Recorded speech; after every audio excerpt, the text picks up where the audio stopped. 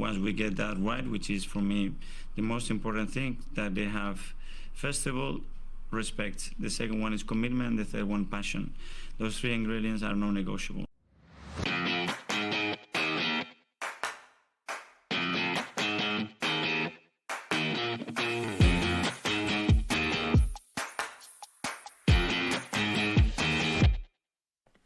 Hello and welcome into the Non-Negotiables podcast. Today is the Newcastle preview show. Just before we get stuck into that, I wanted to wrap up Wednesday night with a bit of a final thought. With no away goals in the Champions League these days, 1-0 isn't an awful result, you know. I know it feels shit because of how it happened.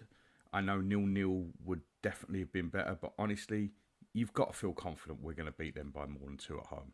The betting markets, they've still got us at nearly a 70% chance to progress. And let's be honest, if we can't beat them by 2 at home when we need to, then what chance have we got in this competition? If we want to go deep, these are the sort of things that you have to overcome. And I'm really confident still that we're going to go through.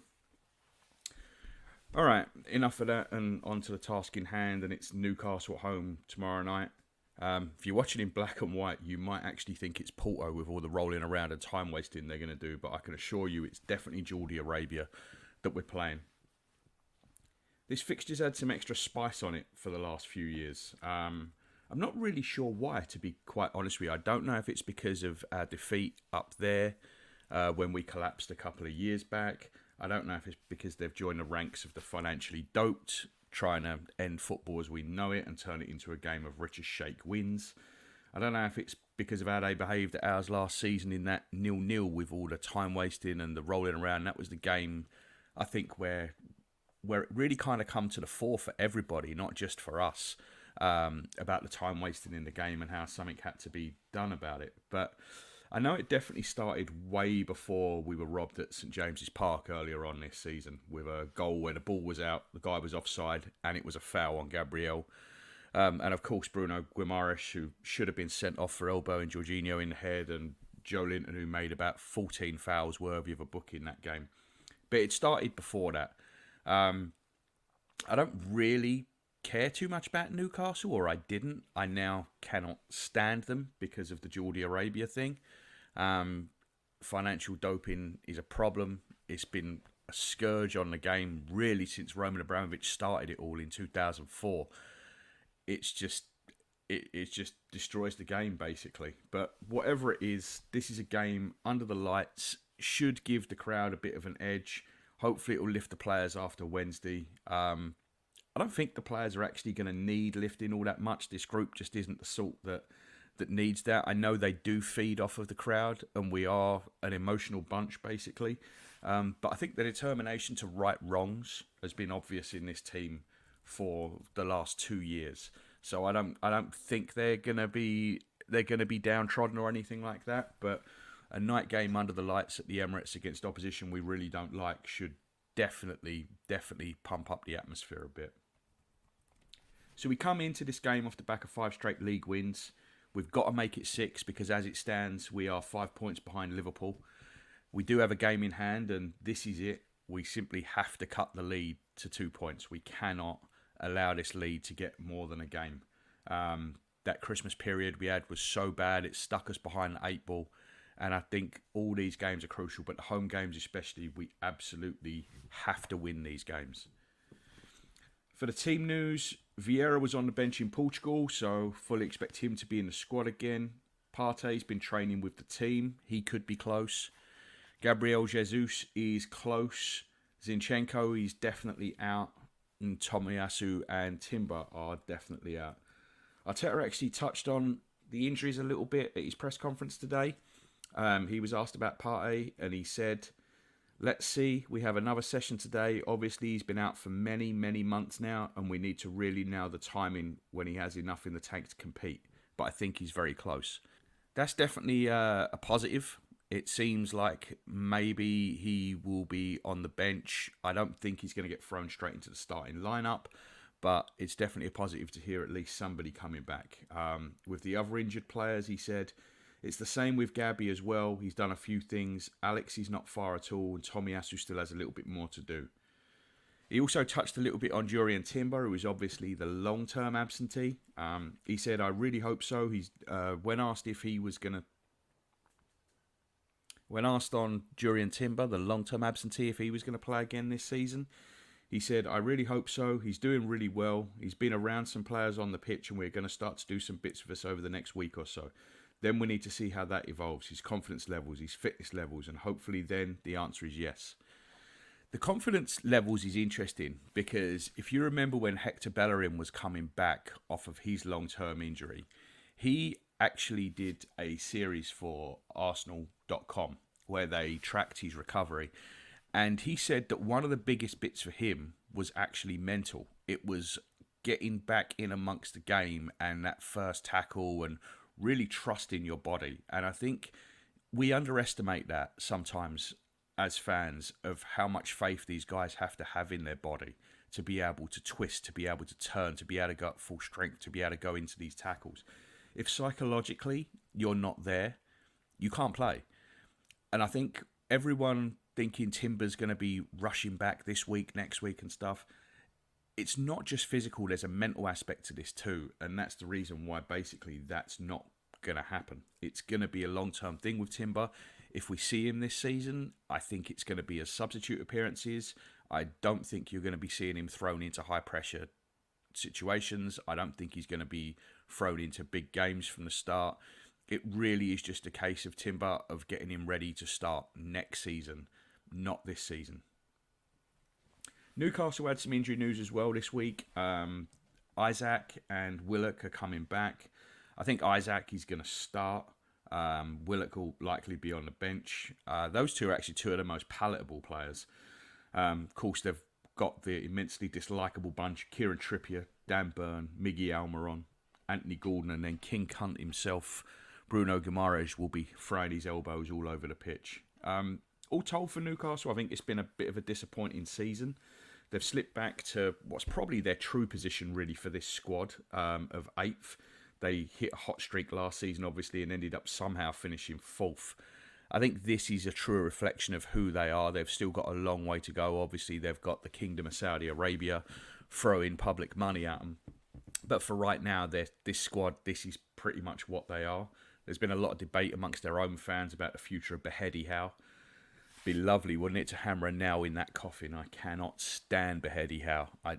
The media love him, I assume because he's young and English. But I think he's just an awful human being. His press conferences are vomit-inducing. I cannot stand him. So hopefully a big win tomorrow night will heap the pressure on him. So back to us and what I think the lineup will be. Honestly, if it was me, I'd just run the same team back out again. I know we've had the same team 3 games running, but I'm not a big believer in rotation. Until Wednesday, we'd been playing 1 game a week since New Year. The idea that these ultra-fit athletes in their early 20s are somehow fatigued by playing a game of football a week, I find baffling. I don't see where that comes from. So if it was me, with the fact that we really don't have anyone seriously coming back ready to start, I'd just roll the same team out again. Saying that, I wouldn't be surprised if he did make a change. There only looks to be 2 real options. The players to come in, it's just Emil Smith-Rowe or Jorginho. I don't see Reece Nelson starting. I don't see Eddie Nketiah starting. So I think it's just those 2. And then I think there's only 2 players who could come out. One is Trossard and one is Kai Havertz. I think it's more likely if a change is made that it would be Trossard to drop out, Kai Havertz to go up top. And whether it's Jorginho or Emil Smith-Rowe, they would then slot into that left 8 role. I personally wouldn't go for Jorginho in this. If you were going to make a change, I think Emil Smith-Rowe would be the better spot, just because of the type of game it's going to be. But they are the only changes that I could really see happening. I'm hopeful that Partey and Jesus might make the bench. I do expect it where Partey is concerned, but I'm not so confident on Jesus. It's also worth remembering we have 9 days after this before we play Sheffield United away. So I think that it's more likely we are on the side of caution with Jesus, and maybe him and Zinchenko can come back in for that one. It will be obviously a full week of training in between then as well. So it's possible that maybe if they are back, they can actually come straight into the team, having had a full week to prepare. I know Arteta likes to introduce them slowly and likes to come from the bench, and it's understandable with players with that sort of injury record. But just having that full week of training, I think, gives you the option or the possibility of them coming into the starting 11. All that said, whatever team we run out Saturday night, I'm pretty confident we're going to get it done. We're going to get the win. And of course, we've got to, and then we can move forward and take it from there. Okay, so on to the Who Am I game. Hopefully you guys had a look at it on Twitter or Instagram, had a little guess. Thank you to Terry D. Lyons, at Terry D. Lyons on Twitter, who guessed correctly. And so this player played for both Arsenal and Newcastle, and his career path is as follows.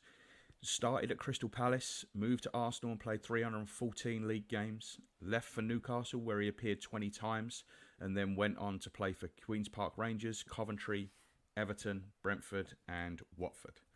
The answer is, of course, Gunners legend Kenny Sansom. Kenny spent 6 years at Highbury after one of the weirdest transfers in football history. So in the summer of 1980, Arsenal signed Clive Allen from QPR for £1.25 million, a huge sum at the time. He was one of the brightest and most sought-after prospects in British football. He was off the back of a 28-goal season with QPR. And then just 3 weeks later, with nothing in the way of explanation, Arsenal turned around and swapped Clive Allen straight up for Kenny Sansom. Clive Allen never played a game for Arsenal. Well, he never played a competitive game. He did play in 3 friendlies. But yeah, just turned around and swapped him for Kenny. I actually miss seeing Kenny Sansom play for the Arsenal. He left in the summer of '88, and my granddad started taking me to games at the start of the '88-'89 season. I did see him play a few times. Actually, his first game back is one that I'm never going to forget. It was April 15th, 1989. He was back playing for Newcastle, and we won 1-0, and Brian Marwood scored. It was a huge win because obviously we were in the middle of a title race with Liverpool that went down to the wire. But that's not why it's so memorable. It's memorable because it was the day of the Hillsborough disaster. Back then, the FA Cup semi-final kicked off at the same time as the league games. So it was a 3 p.m. Saturday kickoff. And the first we heard about it, because obviously there were no mobile phones then, no one checking in on other games. At half-time, the stadium announcer announced that the game had been called off because of an incident in the crowd. And back then, you're thinking, is it crowd trouble? Is it violence? And we really didn't know anything about it. So second half, we watch the game, we get home. And when me and my granddad get back in, my nan said to us, something happened at the Liverpool Forest game and some supporters have died. And we were like, what? So we turned the news on, and throughout that night, the numbers just kept going up and up and up. And it was just crazy watching that. And at the time, it was obviously such a sad and tragic day, but you couldn't really imagine the effect it was going to have on English football as a whole. Like, it was the catalyst for the Premier League that we know now. It was the Taylor Report, it was the all-seater stadiums, and it also changed the way football fans were treated. Football fans were treated horrendously back then. I mean, we were herded into crumbling stadiums with no infrastructure. It's hard to imagine for anyone that goes to games now what it was like back then. It was a completely different world that you were going into. I mean, I was 9 years old, and I used to go with my granddad, and we'd stand. The junior gunners was the west stand lower at Highbury, so you had the seats up behind you, and we stood down below. And that first season, we basically stood there every week. I went on the North Bank a couple of times, but mainly I was down in the west stand lower. And it's just a different world to what it's like now. You wouldn't even think about it. It's so different now. So that's a day that's always burned in my memory, and I'll always remember that for that reason. It was just an incredibly sad day. Okay, that's your lot for today. Sorry for ending on such a somber note. My memory just kind of ran away with me there. But enjoy your weekend, and I'll be back with you post-game to run through what happened and give you my player ratings and all that jazz. So I will talk to you then. Goodbye.